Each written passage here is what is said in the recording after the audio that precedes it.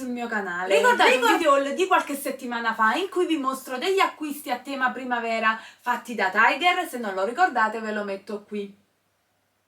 Bene, oggi riprendiamo uno di quegli acquisti e andiamo a realizzare una creazione un po' insolita. Sto parlando di questo cerchietto che nel mio tutorial non utilizzerò come cerchietto, ma utilizzerò per realizzare un fuoriporta di Pasqua. Andremo infatti insieme a realizzare una ghirlanda fuori porta per Pasqua, utilizzando questo cerchietto. Quando ci sposteremo al piano da lavoro capirete meglio nei dettagli che idea ho di fuori porta e fidatevi, vi piacerà un sacco. Prima di spostarci però al piano da lavoro vi ricordo di seguirmi sui miei canali social che sono Facebook, Instagram e TikTok. Vi ricordo inoltre del mio shop online www.usalemani.com dove troverete tutte le mie creazioni e tantissimo materiale per creare.